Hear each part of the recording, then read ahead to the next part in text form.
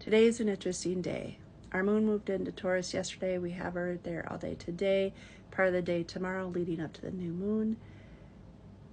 Taurus energy is moving slow to move fast. If you're a parent, giving timings for when you want to go to someplace will help, because if people feel rushed, they can get grouchy. If you get overwhelmed, go outside, it might help. And then in the evening, Mercury moves into Gemini, and your thoughts might start to race. Your thoughts might be like, ooh, can I do this? Can I do that?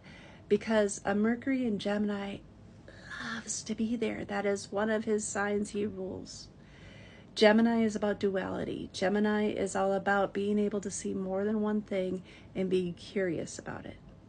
Now, what's interesting about all of this is it is setting us up for this new moon story we're having on Monday, because he's in the early degrees of Gemini, and yesterday Saturn moved into Aries.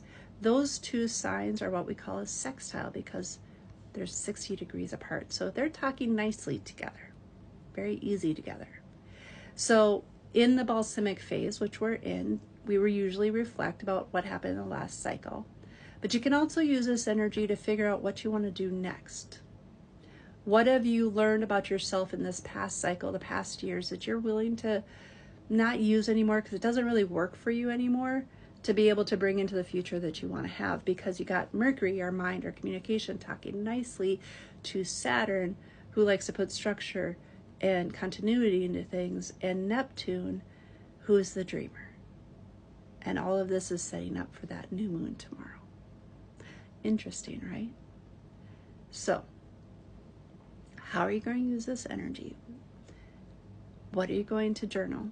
It doesn't have to be written. You can use voice to text. You can just even speak it out loud. It's just getting your thoughts in the air. Speaking of that, I am curious.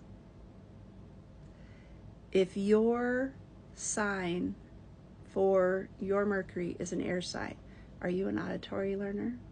Same if it's in a fire sign. And if it's in a water or earth sign, do you have to make things feel right before you speak them?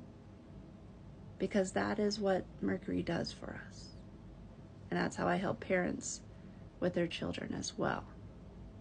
So, anyways, yep, I talked about two different things. How Gemini?